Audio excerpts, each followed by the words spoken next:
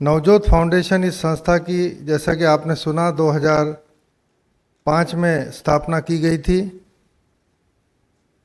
और जो उद्देश्य को लेकर यह संस्था स्थापित की गई थी, आप यहाँ पर भी पढ़ रहे होंगे, मैं भी आपको बार बार वो सुनाऊंगा। युवा छात्रों में राष्ट्र प्रेम, सामाजिक सद्भावना, आदर्श नागरिक, सिख पंथ के मूल तत्व एवं शिक्षा के प्रति जागृति, ये 5 तत्वों को लेकर नवजोत फाउंडेशन ने काम करना शुरू किया।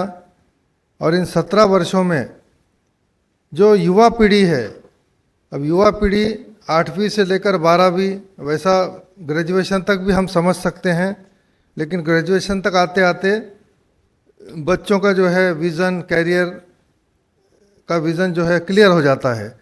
इसलिए हम कोशिश ये करते हैं कि 8वीं से लेकर 12वीं तक के बच्चों को यहाँ पर हम जो भी अच्छी बातें सिखा सकें वो हम करें। आपको शायद पता नहीं होगा बेटा, 2005 में जब ये संगठन बना था या फाउंडेशन बना था, उस समय से हम इस फाउंडेशन से जुड़े हुए हैं। ये जो कुसुम सभागृह में आज 3 दिन का हमारा ये कार्यक्रम यहाँ पर हो रहा है, आपको इस बात का अंदाज़ा नहीं होगा कि इस 3 दिन के कार्यक्रम के लिए 2 महीने पहले से तैयारियां शुरू करनी पड़ती है। सभी लेक्चरर से बात करना, सभी का समय लेना, कम से कम एक 50 वॉलंटियर इस काम में लगे होते हैं। और हर काम करने के लिए आपको पता है कि पैसे की ज़रूरत पड़ती है, बगैर पैसे के कोई भी काम नहीं होता है।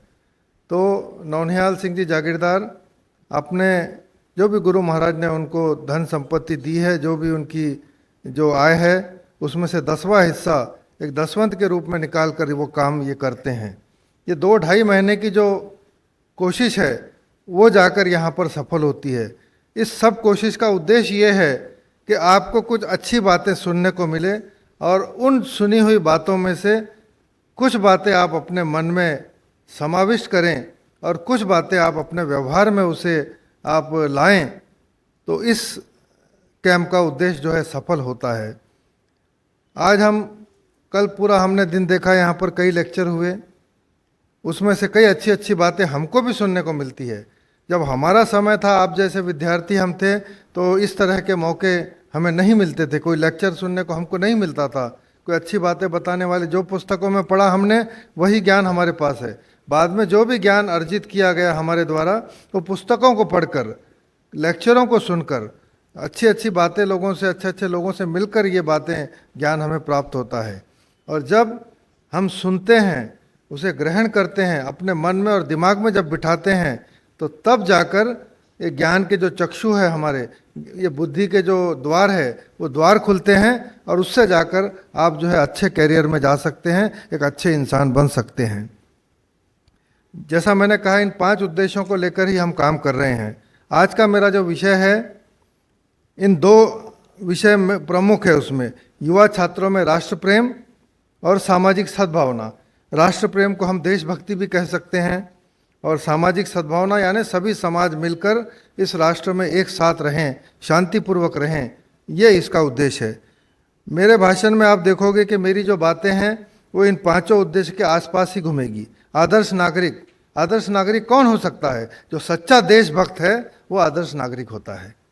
इसी प्रकार से गुरु महाराज ने जो हमें सीख दी है, सिख धर्म के जो मूल तत्व है कि जो तो प्रेम खिलन का चाओ, सिरधर तली गली मेरी आओ, इत मार्ग पैर धरीजे, सिर दीजे कान न कीजे। अगर ज़रूरत पड़े तो कौम के लिए, देश के लिए अपना शीश भी देने के लिए हम तैयार रहें, ऐसी सीख हमारे गुरुओं ने हमें दी है।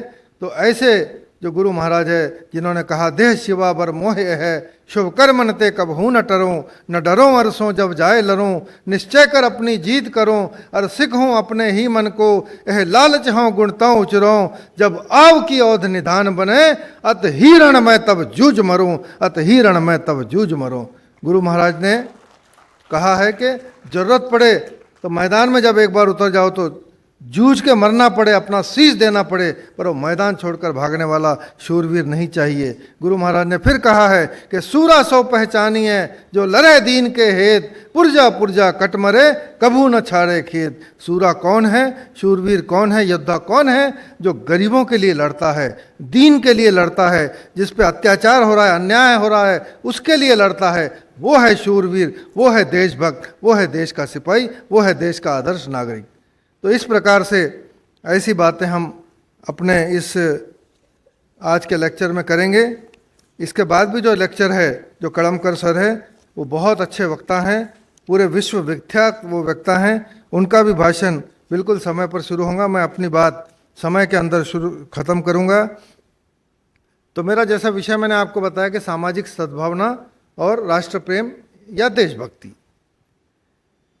अब हम इस हिंदुस्तान का, मेरा इतना ही कहना है कि मैं जितनी भी देर बोलूँगा थोड़ा आप ध्यान से सुने। बच्चे आपस में बात मत करो बेटा, मेरा एक एक तरफ ध्यान रहता है। आप दोनों आपस में गॉसिप कर रहे हैं। प्लीज़, आप यहाँ आए हैं, हमें सुनने आए हैं, इसलिए इधर ध्यान दो। आप बाद में जब ब्रेक मिलता है उसमें आप अपनी बातें बोलिए। इस हिंदुस्तान में, हमारे देश में विविध संस्कृतियाँ हैं, कितने धर्म हैं। अगर धर्म की हम बात करें तो तकरीबन हिंदू, मुस्लिम, सिख, ईसाई, बौद्ध, जैन, पारसी इत्यादि कई धर्म यहाँ पर एक ही समय में जो है अपने अपनी परंपराओं के अनुसार, अपनी श्रद्धा के अनुसार वो अपना जो है पूजा याचना करते हैं। उसी प्रकार भाषाएं हैं, कितनी भाषाएं हैं, हिंदी, पंजाबी, गुजराती, मराठी, तेलुगु, कन्नड़, बंगाली, तमिल इत्यादि ऐसी कई भाषाएं हैं। और उसकी कई जो है उपभाषाएं भी है। और हर 50 किलोमीटर पर, जैसा कि कल रामगढ़िया जी ने कहा, हर 50 किलोमीटर पर जो बोली है, जो बोलचाल की जो भाषा है, वो बदल जाती है। ऐसा विविधता का हमारा देश, इतने हमारे वेशभूषाएं हैं, अलग अलग तरीके के हम पहरावे पहनते हैं, इतने हमारे त्यौहार हैं। उन त्योहारों में जैसा दशहरा है, दिवाली है, मुहर्रम है, ईद है, उसके बाद यीशु क्रिस्त का जन्मदिन है, महावीर जयंती है, बौद्ध पूर्णिमा है, कितने त्यौहार अलग अलग पंथों के, अलग अलग धर्मों के इस देश में मनाए जाते हैं। तो जब इतने सब त्यौहार हैं, इतनी सब जातियां हैं, इतने सब धर्म हैं, इतने सब पंथ हैं, इतनी पकड़ जातियां हैं, ये सब मिलाकर इतने प्रदेश हैं, हर एक स्टेट का अलग अलग प्रदेश, उसमें अलग अलग डिस्ट्रिक्ट, तो इतना सब जो है एक सूत्र में जो पिरोने का काम जो है इस देश की संस्कृति ने किया है, इस देश की परंपराओं ने किया है। हर धर्म अपने धर्म को श्रेष्ठ मानता है और दूसरे धर्म को तुच्छ मानता है। ऐसी मानसिकता हमें नहीं होनी चाहिए। सब धर्म अपने अपने जगह अपनी अपनी पूजा पाठ के तरीके हैं। गुरु महाराज ने भी कहा है कि हिंदू तुर्क कोई राफजी इमाम साहब भी, मानस की जात सब एक है पहचान वो।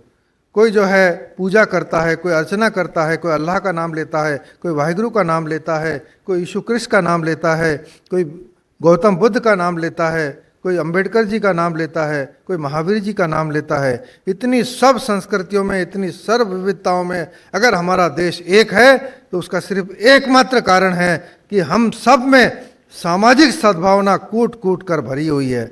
हम सब एक दूसरे की इज्जत करते हैं, हम सब एक दूसरे के धर्मों का हम आदर करते हैं। इसीलिए जो है मेरी एक 4 पंक्तियां हैं इसके लिए कि हिंदुस्तान किस प्रकार से एक रह सकता है।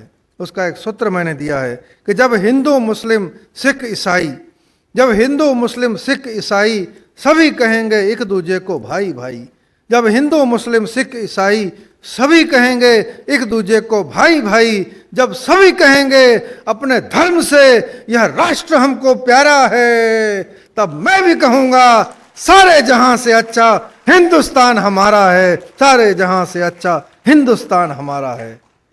तो जब ये सब जातियां, सब धर्म, सब एक दूसरे को भाई भाई समझेंगे, भाई बहन समझेंगे, हिंदू मुस्लिम आपस में प्रेम जताएंगे, ईद के मौके पर हम मुस्लिम भाइयों को जाकर बधाई देंगे, दशहरा दिवाली है तो मुस्लिम भाई हमको आकर बधाइयाँ देंगे, क्रिश्चियन भाई को यीशु क्रिस्त के जन्मदिन पर हम बधाई देंगे, गुरु गोविंद सिंह जी महाराज के जन्मदिन पर वो हमको आकर बधाई देंगे, तब जाकर ये देश एक सूत्र में रह सकता है। और इस देश को एक सूत्र में रहने का इस प्रकार से मैंने आपको ये यहाँ पर बताया है। अब मैंने जब आपको बताया कि पहले राष्ट्र है, फिर धर्म है, फिर हम हैं। राष्ट्र के बिना किसी भी धर्म का कोई अस्तित्व नहीं हो सकता। राष्ट्र के बिना किसी भी व्यक्ति का कोई अस्तित्व नहीं हो सकता। राष्ट्र के बिना किसी भी भाषा का कोई अस्तित्व नहीं हो सकता। अगर हमारी राष्ट्रभाषा हिंदी है तो हिंदी को लेकर ही बाकी सब भाषाएं आगे बढ़ी हैं और सब भाषाओं में अपने अपने तरीके से बात करने का तरीका सब लोगों ने ढूंढा है। तो सर्वप्रथम हमारा राष्ट्र है। राष्ट्र के बिना धर्म का कोई अस्तित्व नहीं है और धर्म के बिना हमारा कोई अस्तित्व नहीं है। इसका मतलब अल्टीमेटली राष्ट्र के बिना हमारा कोई अस्तित्व नहीं है। इसलिए राष्ट्र सर्वश्रेष्ठ है, राष्ट्र प्रथम है। इसलिए राष्ट्रीय भावना हम में कूट कूट कर भरी होनी चाहिए और वही भावना आप सब लोगों में है। यहाँ पर बैठे हुए सब लोग देशभक्त हैं, तभी हम जाकर यहाँ पर आकर बैठे हैं और आप एक देशभक्ति की आज मेरी बात सुनने के लिए आप यहाँ पर आए हैं। हम सब देशभक्त हैं। हम सब में वो देशभक्ति का जज्बा जगाने की ज़रूरत है। वो देशभक्ति का जज्बा हमारे में पिरोने की ज़रूरत है। उस देशभक्ति का जज्बा हमारे में से उफान मारने के लिए एक हमारे सामने कोई लेक्चर देने की ज़रूरत पड़ती है। तो ऐसे सब आप देशभक्त यहाँ बैठे हुए हैं और इन सब के सामने मैं आपको इतना ही कहना चाहूँगा कि सभी धर्मों का हम आदर करें। कोई भाषा, कोई तेलुगु बोलता है, कोई उर्दू बोलता है, कोई पंजाबी बोलता है, कोई गुजराती बोलता है, हम उसे हीन भावना से ना देखें। ठीक है, हिंदी हमारी राष्ट्रभाषा है। जो हिंदी बोल सकता है हिंदी बोले, जो गुजराती बोल सकता है गुजराती बोलेगा, कोई पंजाबी बोल सकता है पंजाबी बोले। सबकी भाषाएं अपने अपने धर्म जाति के अनुसार बटी हुई है। लेकिन आप अपनी भाषा बोलते हुए जो माँ बोली बोलते हैं, माँ बोली वो होती है जो माँ हमें सिखाती है। हमारी माँ अगर गुजराती है तो वो गुजराती हमें सिखाएंगी, हमारी माँ अगर पंजाबी है तो पंजाबी वो हमें सिखाएंगी। लेकिन सभी भाषाओं का आदर करना, सभी धर्मों का आदर करना, सभी जाति पंथ सबका आदर करना, यह हमारा फर्ज है। और सभी के त्यौहार जब आते हैं तो एक दूसरे को बधाई देना और उस एक दूसरे की धार्मिक परंपराओं का आदर रखना हम सब का कर्तव्य है, हम सब का फर्ज है। एक बहुत सुंदर गीत की लाइनें हैं दो, आप सब ने सुनी होंगी कि मजहब नहीं सिखाता आपस में बैर रखना, मजहब नहीं सिखाता आपस में बैर रखना, हिंदी है हम वतन है हिंदुस्तान हमारा, हिंदी है हम वतन है हिंदुस्तान हमारा। आप सब अलग अलग धर्मों के लोग यहाँ बैठे हुए हैं। जो मैंने ये बात कही है, आप बताइए कि कोई धर्म अपने अनुयायियों को ये बात सिखाता है क्या कि हमने नफरत करना है दूसरे धर्म के लोगों से। कुछ राजनीतिक लोग आज जो है धर्म धर्म में भेद करने की कोशिश कर रहे हैं। हिंदू मुस्लिम की बात करते हैं, हिंदू सिख की बात करते हैं, मुस्लिम सिख की बात करते हैं, ईसाई और हिंदुओं की बात करते हैं। सबके धर्म अपने अपने अपने जगह है, लेकिन राजनीतिक रोटियां सेकने के लिए कुछ राजनीतिक पक्ष जो है इन धर्मों में भेद करने की कोशिश करते हैं। इससे पूरे हिंदुस्तान का नुकसान होता है। जो सामाजिक सद्भाव है इससे इसको खतरा होता है। बेटा आप इधर मोबाइल मत देखो, इधर देखो मेरे तरफ। हाँ, आप पिंक कलर का शर्ट बंद करो, मोबाइल इधर देखो। तो इस प्रकार से हर एक जो हमारा धर्म है, जाति है, पंथ है, हमारे में आपसी सद्भावना रहती है। आप सुनिए, ये जैसा ये इसका नाम समझो गुरविंदर सिंह है, ये सिख है। ये बच्चा स्कूल में जाता है, कॉलेज में जाता है, वहाँ उसको कोई रामलाल नाम का लड़का मिलता है, कोई अब्दुल नाम का लड़का मिलता है। तो जब ये तीनों एक बेंच पर बैठते हैं, अगर इनमें आपस में द्वेष होगा धर्म का तो एक बेंच पर बैठ ही नहीं सकते। ये आपस में लड़ लेंगे। ये हमारे सभी जो स्कूल है, सभी हमारे भारतीय संविधान ने हमें इक्वालिटी, समानता का जो है दर्जा दिया है। उसके तहत हम सबको समानता से रहने का अधिकार है और सामने वाले को भी समानता से रहने का अधिकार है। तो इसलिए कोई भी धर्म किसी को भी द्वेष नहीं सिखाता। जब हम सब मिलजुल कर रहेंगे तब जाकर ये सामाजिक सद्भावना यहाँ पर टिक सकेगी और ये देश अखंड और एक रह सकेगा। यह बात आप बच्चों में समझना बहुत ज़रूरी है। एक बात है, जैसा मैंने धर्म की बात की, सब धर्म एक ही ईश्वर को मानते हैं, सबका मालिक एक है। जैसा साईं बाबा जी कहते हैं सबका मालिक एक। गुरु नानक जी ने भी कहा है, एक ओंकार, एक ही परमेश्वर है। ओम जो कहते हैं, ओम एक है, अल्लाह एक है, सब एक है। तो ईश्वर हमारी एक ऐसी शक्ति है जो हम सबको चला रही है। वो शक्ति और मनुष्य में जो संवाद होता है वो मैंने 4 पंक्तियों में यहाँ पर लिखने की कोशिश की है। ईश्वर मनुष्य को क्या कहता है वो आप सुनिए। तू करता वो है जो तू चाहता है। बेटा इधर ध्यान दो। तू करता वो है जो तू चाहता है, होता वो है जो मैं चाहता हूं। तू करता वो है जो तू चाहता है, होता वो है जो मैं चाहता हूं। तू वो कर जो मैं चाहता हूं, फिर देख होगा वही जो तू चाहता है, फिर देख होगा वही जो तू चाहता है। अपना मन, अपनी बुद्धि, अपने विचार उस परम पिता परमेश्वर को सौंप दें, उसके सामने हम अपना पूर्ण समर्पण कर दें, पूर्ण समर्पण कर दें, तो ईश्वर वही करेगा जो हम चाहेंगे और वही होगा जो हम चाहेंगे। इसलिए ये विचारों की शक्ति है, ये विचारों का समर्पण है, ये अपने जो है बुद्धि का समर्पण है, अपने मन और मस्तिष्क का समर्पण उस परमात्मा के सामने अगर हम करते हैं तो होता वही है जो हम चाहेंगे। मैंने आपसे देशभक्ति की बात की। युवा छात्रों में राष्ट्र प्रेम को जगाना बहुत ज़रूरी है। हर एक व्यक्ति जो इस देश में पैदा हुआ है उसे देश का जज्बा, देश के प्रति प्यार, देश के प्रति स्नेह उसके मन में हमेशा रहता है, पर उसको थोड़ा सा जगाने की जरूरत होती है।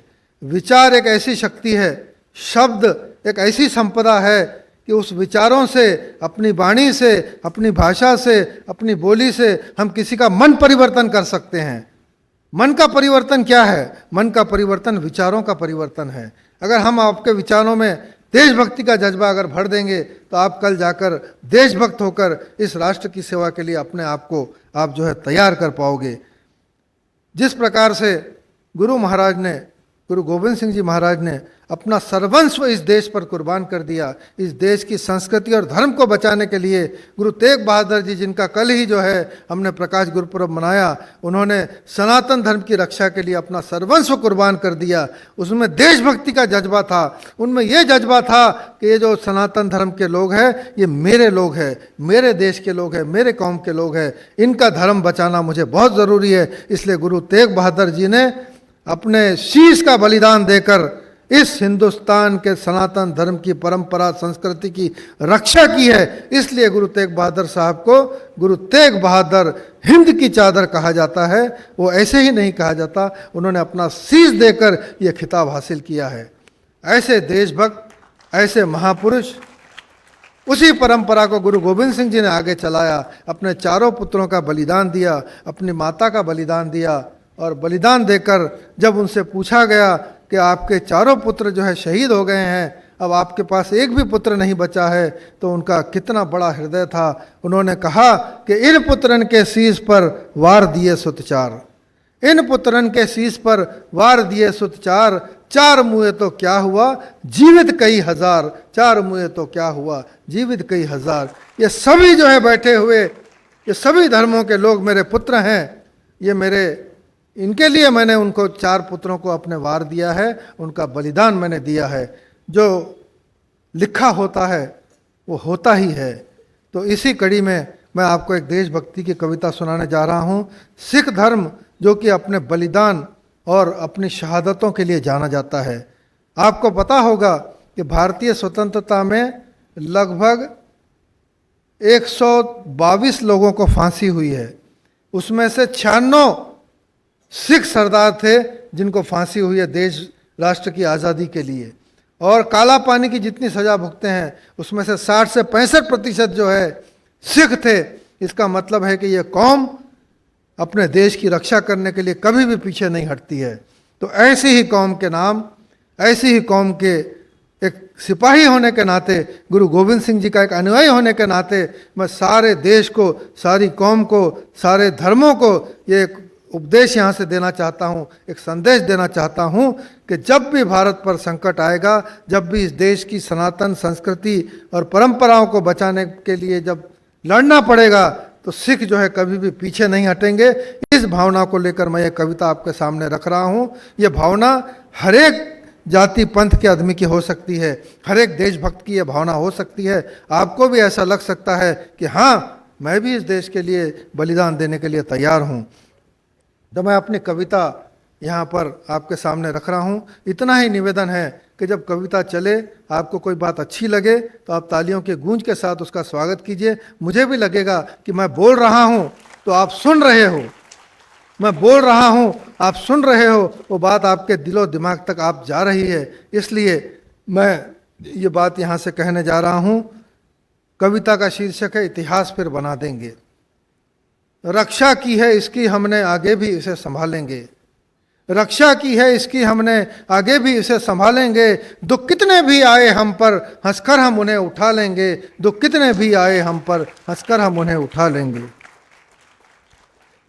जो शहीद हुए हैं, जो जिन्होंने शहादत दी है इस देश के लिए, ऐसा ही नहीं कि सिख शहीदों की मैं बात कर रहा हूँ, सभी शहीद हैं जिन्होंने आज़ादी में शहीदी दी है, जिन्होंने इस देश संस्कृति को बचाने के लिए शहीदी दी है। गुरुओं ने, संतों ने, महापुरुषों ने, वीर बलिदानियों ने जो शहीदियाँ दी है, उन सब के तरफ से ये भावना आपके सामने रख रहा हूँ कि वो क्या सोचते हैं कि सीने पर गोलियाँ खाई हमने ही मैदानों में, सीने पर गोलियां खाई हमने ही मैदानों में, दुश्मन का नामो निशा मिटाया हमने ही मैदानों में। और शहीद होते आए हैं हम, शहीद होते आए हैं हम सदियों और जमानों से। आज भी वक्त पड़े घर तो उठ आएंगे शमशानों से, आज भी वक्त पड़े घर तो उठ आएंगे शमशानों से। और देश की रक्षा करने के लिए, देश की रक्षा करने के लिए हम अपना खून बहा देंगे।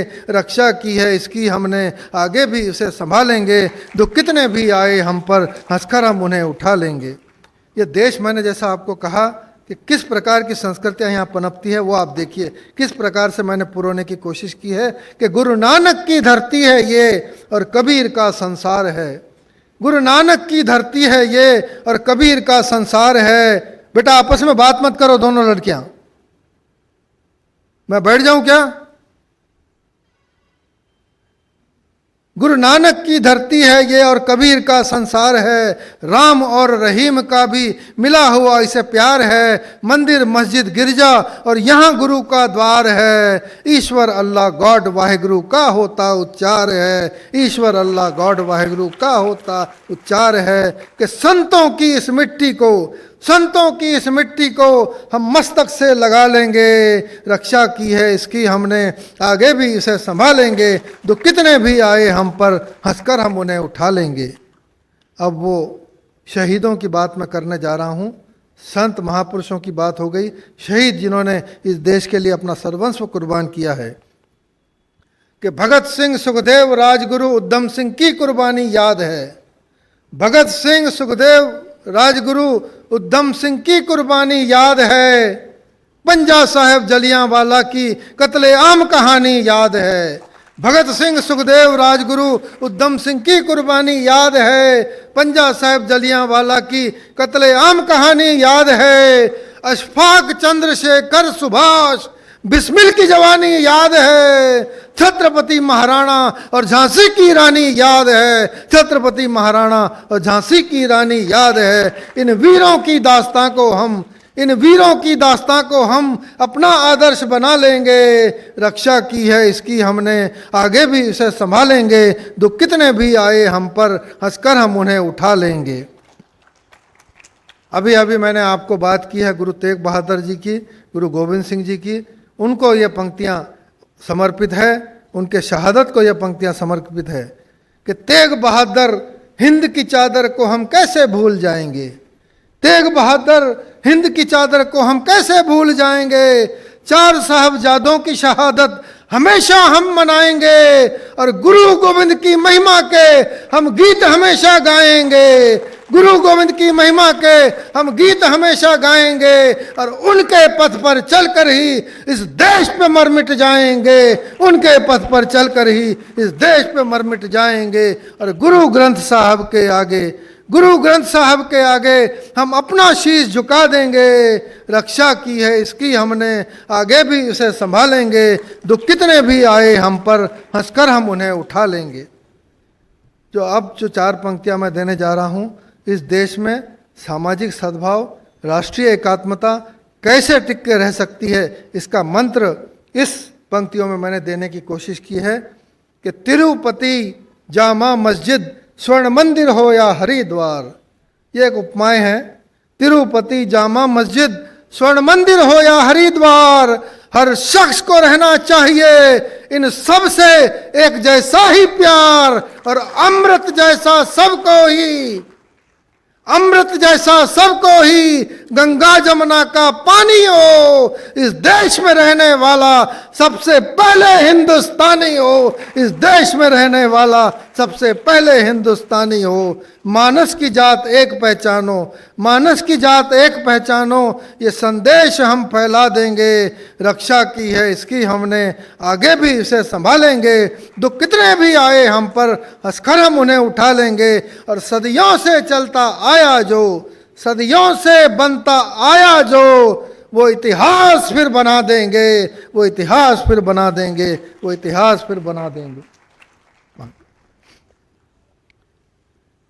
तो इस प्रकार से हमारे देशभक्ति का जज्बा, साहस, अगर राष्ट्र एक है तो हम सब सुरक्षित है। राष्ट्रीय एकात्मता हमें किसी भी कीमत पर बनाए रखना अत्यंत जरूरी है। इसमें राष्ट्रभक्ति का जज्बा, हर एक व्यक्ति में राष्ट्रभक्ति का जज्बा, राष्ट्रभक्ति के प्रति प्रेम, राष्ट्र के प्रति सर्वस्व कुर्बान करने का साहस और हिम्मत हम सब में अगर आएगी तो ये एक देश अखंड रहेगा। कोई भी पड़ोसी, कोई भी हमारा दुश्मन देश हमारे देश पर बुरी नज़र नहीं कर सकेगा। इस बात का मैं यहाँ पर दावा करता हूँ। पर आप में देशभक्ति का जज्बा कायम होना बहुत ज़रूरी है। देशभक्ति के लिए हम सब चाहते हैं कि इस देश में भगत सिंह, सुखदेव, राजगुरु, उधम सिंह, अशफाक उल्लाह खान और अब्दुल हमीद सब पैदा हो, लेकिन हर एक माँ ये चाहती है कि पड़ोसी का बेटा जो है देशभक्त बने, मेरा बेटा इंजीनियर, कलेक्टर, आईएएस बने। ये भावना हमें हटानी होगी। हम सबको ये सोचना होगा कि मैं भगत सिंह बनूंगा, मैं सुखदेव बनूंगा, मैं राजगुरु बनूंगा, मैं अशफाक उल्लाह खां बनूंगा, मैं मंगल पांडे बनूंगा। तब जाकर इस देश की जो है हम सुरक्षा कर सकते हैं। और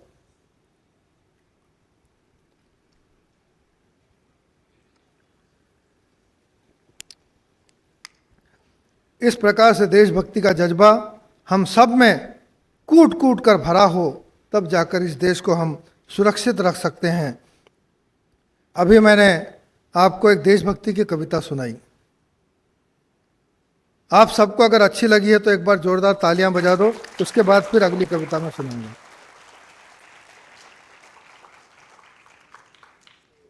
अब जो कविता मैं आपको सुनाने जा रहा हूं, भाषण आप रोज यहां सुन रहे हैं। भाषण सुनते समय कैसा होता है कि 40 मिनट का पीरियड होता है। 40 मिनट के पीरियड में कभी आपका ध्यान इधर जाता है, कभी उधर जाता है, कभी उधर जाता है। लेकिन अब जो मैं 10 मिनट आपको यहाँ से आगे सुनाने वाला हूँ, क्योंकि 10:25 पर शायद कलमकर सर का भी भाषण यहाँ शुरू होने वाला है। उससे 10 मिनट पहले 10:15 तक मुझे यहाँ पर अपना जो है प्रवचन ख़त्म करना है। तो अब जो 10-12 मिनट मैं आपको सुनाने जा रहा हूँ, ये आपके जीवन की सबसे बड़ी धरोहर आपके लिए है। आपको पता होगा, आप बच्चे शायद पैदा नहीं होंगे, सब छोटे बच्चे हैं यहाँ पर। पाकिस्तान ने एक युद्ध हम पर थोपा था 1989 या 90 में शायद, कारगिल का युद्ध जिसे बोलते हैं। आप सुनते होंगे कारगिल के युद्ध की जो है जुलाई में उसकी वर्षगांठ मनाई जाती है।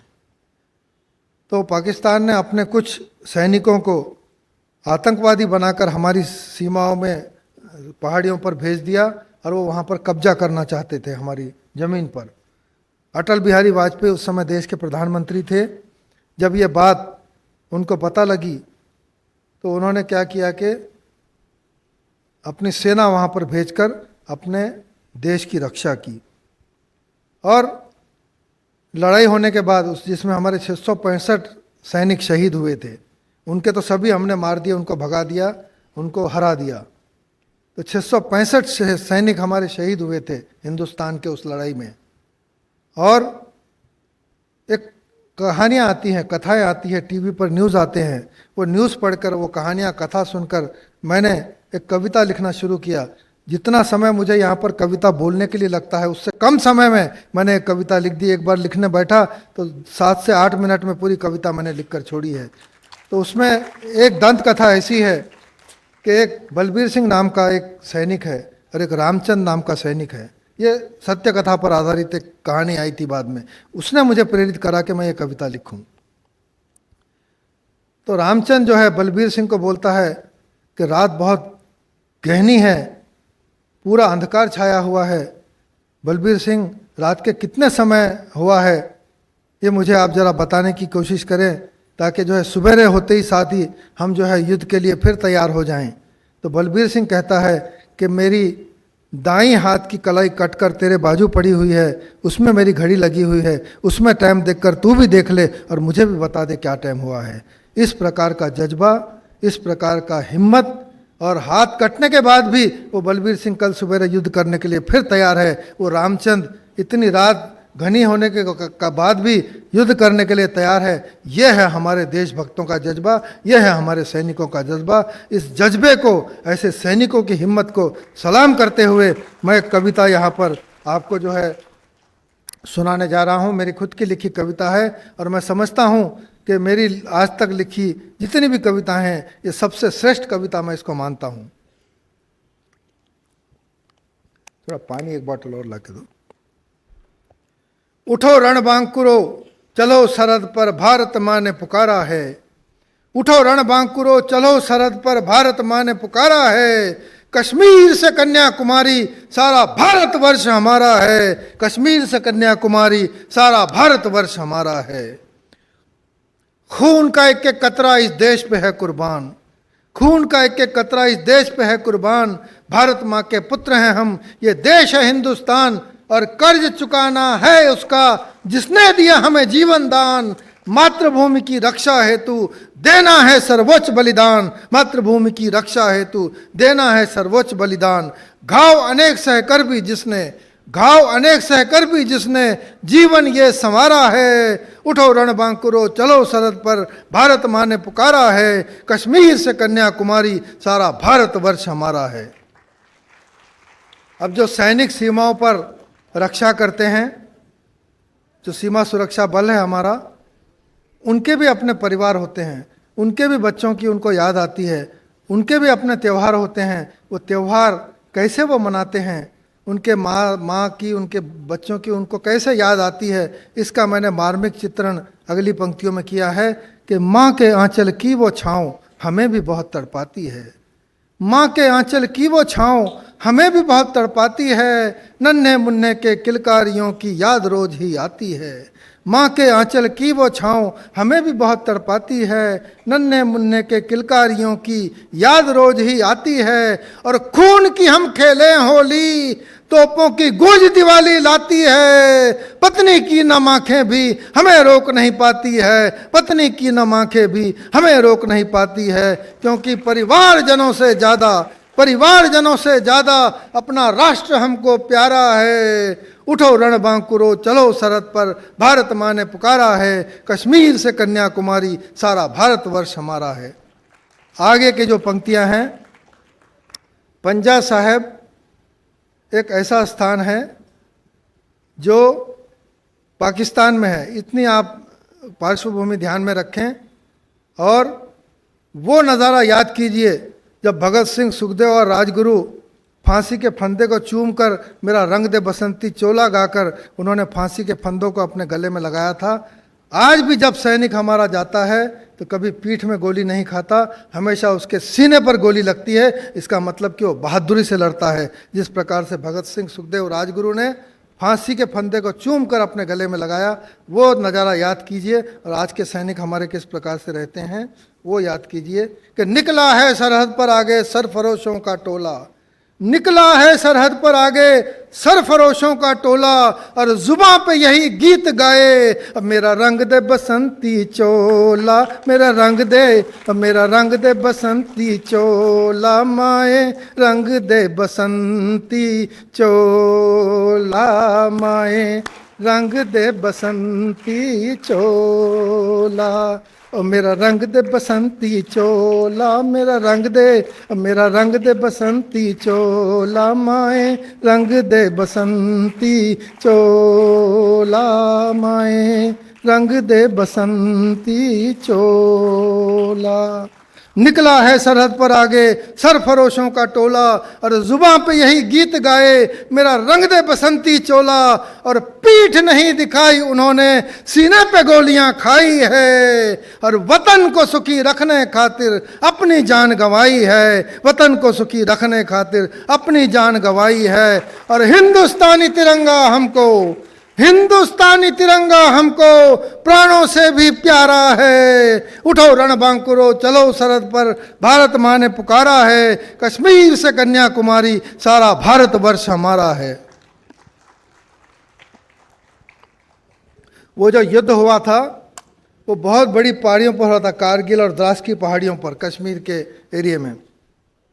तो उसका एक दृश्य मैंने यहाँ पर प्रस्तुत किया है कि विहंगम चोटियों पर चढ़ते ये पैर नहीं थकते, विहंगम चोटियों पर चढ़ते ये पैर नहीं थकते, साथी की बिछी लाश देख भी ये कदम नहीं रुकते। मंजिल एक है दिशा एक है आगे बढ़ते जाना है, मंजिल एक है दिशा एक है आगे बढ़ते जाना है। और भारत माँ के आंगन से दुश्मन को मार भगाना है, भारत माँ के आंगन से दुश्मन को मार भगाना है। और सरहद पर लड़ता हर वीर, सरहद पर लड़ता हर वीर भारत माँ का प्यारा है। उठो रणबांकुरो चलो सरहद पर, भारत माँ ने पुकारा है, कश्मीर से कन्याकुमारी सारा भारतवर्ष हमारा है।